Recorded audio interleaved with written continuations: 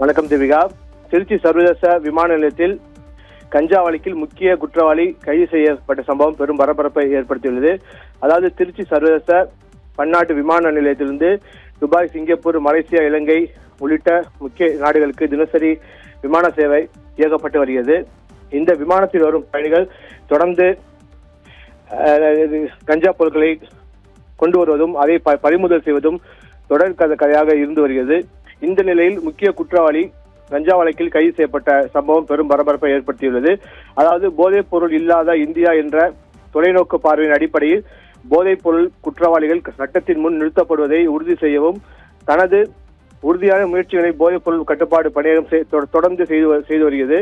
போதைப் பொருள் கடத்தலில் ஈடுபட்டு தலைமறைவாக உள்ள குற்றவாளிகளை கண்காணித்து அவர்களை திரும்ப கொண்டு வரும் தனது தொடர் முயற்சிகளில் போதைப் பொருள் கட்டுப்பாட்டு பணியகம் ஒரு குறிப்பிட்ட வெற்றியை பெற்றுள்ளது. அதாவது 2020ஆம் ஆண்டில் NCBயின் மதுரை துணை மண்டலத்தால் பதிவு செய்யப்பட்ட ஒரு முக்கிய கஞ்சா கடத்தல் வழக்கில் முக்கிய குற்றவாளியாக சேர்க்கப்பட்டு பல ஆண்டுகளாக தலைமறைவாக இருந்த ராமதாஸ் என்ற கர்த்தபாண்டி 19/4/2026 அன்று திருச்சி விமான நிலையத்தில் வைத்து கைது செய்யப்பட்டுள்ளார்.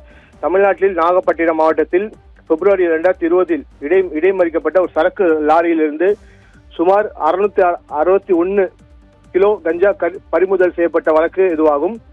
பறிமுதல் செய்யப்பட்ட போதைப் பொருட்களை பெற்றுக்கொள்ளும் முக்கிய நபர் ராமதாஸ் என்றும் அந்த கஞ்சாவை இலங்கை உள்ளிட்ட நாடுகளுக்கு கடத்தி செல்ல திட்டமிட்டதாக விசாரணை தெரிய வந்துள்ளது. இந்த வழக்கில் தொடர்புடைய மற்ற குற்றவாளிகள் கைது செய்யப்பட்டு பின்னர் நீதிமன்றத்தால் தண்டிக்கப்பட்ட நிலையில் ராமதாஸ் மட்டும் கைது நடவடிக்கையிலிருந்து தப்பித்து கஞ்சா பறிமுதல் செய்யப்பட்ட நாளிலிருந்து தொடர்ந்து தலைமறைவாக இருந்து வந்துள்ளார். அதாவது இதில் சட்ட ரீதியான மற்றும் புலனாய்வு சார்ந்த முயற்சிகளின் விளைவாக இந்த குற்றவாளி சிங்கப்பூரில் இருப்பது கண்டறியப்பட்டது.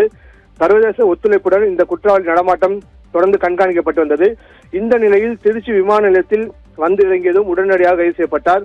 கடுமையான குற்றங்களில் ஈடுபட்டு தலைமறைவாக உள்ள குற்றவாளிகளை திரும்ப கொண்டு வந்து இந்திய குற்றவியல் நீதி அமைப்பின் முன் நிறுத்துவதை இந்திய அரசு உறுதியாக உள்ளது.